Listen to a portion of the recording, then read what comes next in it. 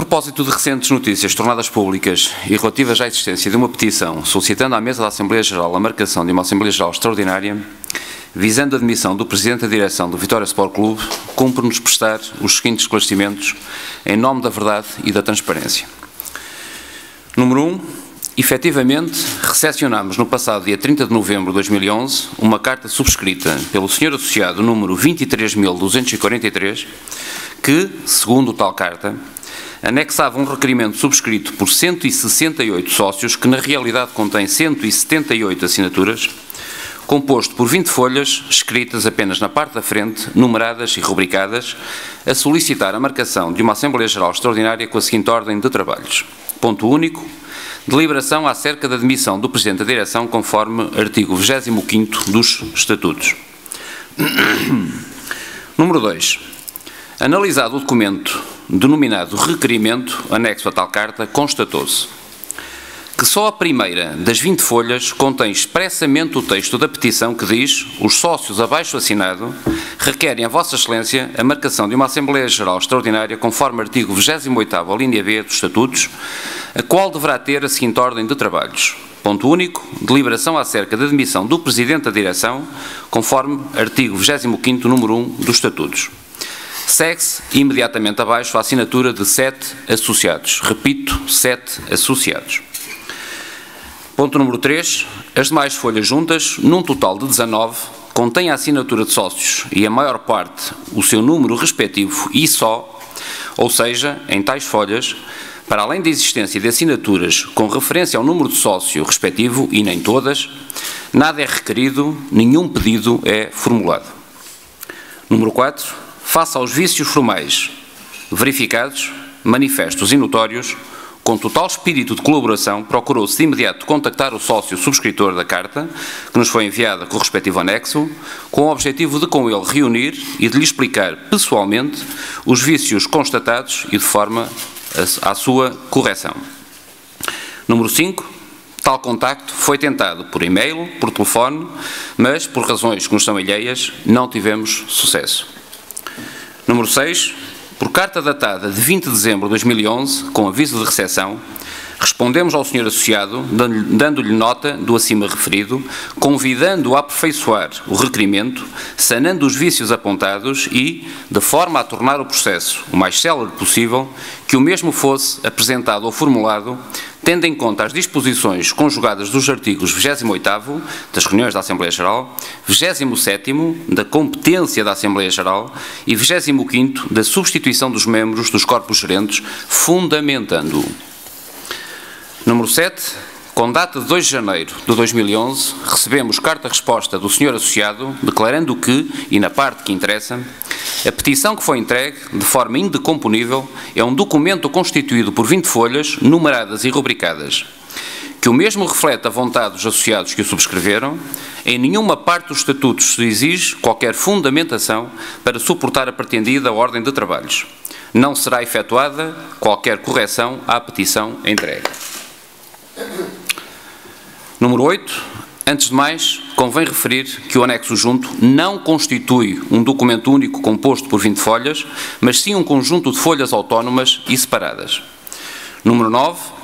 As 20 folhas, para poderem usufruir dessa qualidade de documento único, antes de serem assinadas ou subscritas, teriam de ser apresentadas a quem, com poderes, lhe conferisse essa qualidade, por exemplo, um notário ou um advogado, numerando-as e rubricando-as. Número 10. As folhas em causa estão apenas numeradas e rubricadas pelo dito senhor associado. Número 11.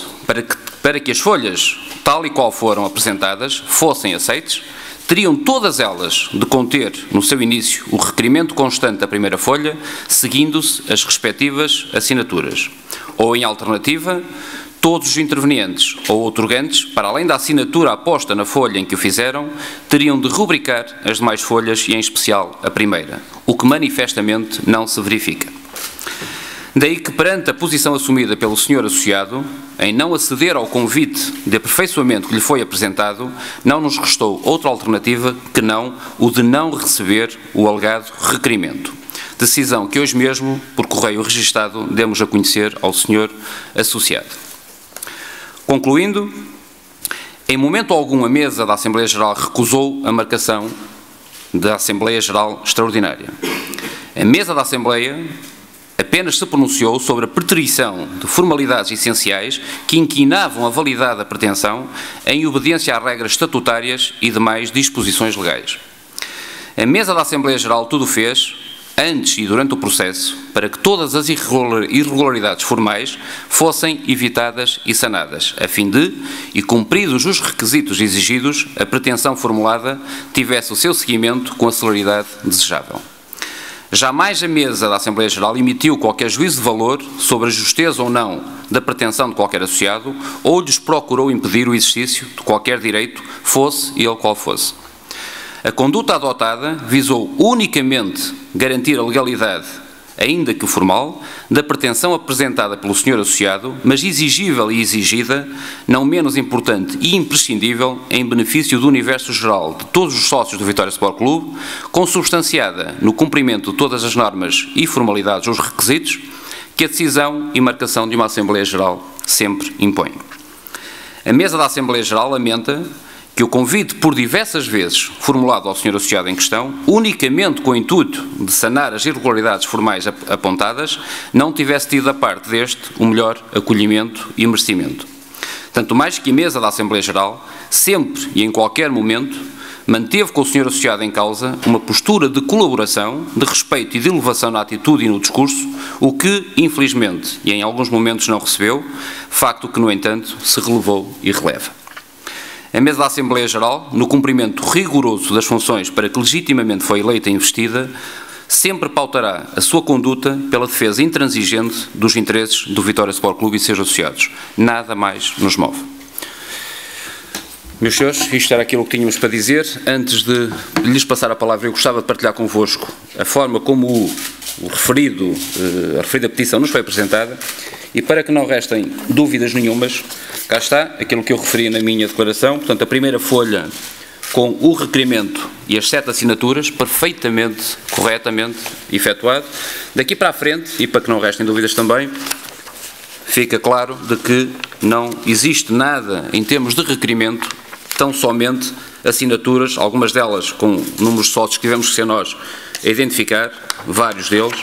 Portanto, nada mais é exposto em termos de requerimento. E para que não restem dúvidas também sobre a forma como o pedido nos deveria ter sido formulado, temos, inclusivamente, que faz alguma jurisprudência neste caso, uma petição exatamente com os mesmos objetivos, que era a destituição dos corpos gerentes na altura, de março de 2004, e vejam a forma como ela foi apresentada e como nós queríamos que esta mesma fosse apresentada. O texto do requerimento, a justificação do que é que se pretendia e porque é que se pretendia a destituição dos corpos gerentes e depois a assinatura dos sócios que assim o entendiam e, como veem, é repetido o requerimento em todas as folhas e depois as assinaturas conforme decorre e nós solicitamos ao referido associado. Portanto, penso que fica clara a forma como nós analisamos e validamos esta questão, a forma elevada e até no sentido de tornar célere o processo, procuramos resolver rapidamente este processo. Infelizmente não tivemos da parte do referido associado o acolhimento que nós julgávamos ser possível, não foi, e portanto hoje mesmo enviamos por carta registada a recusa formal da marcação da Assembleia.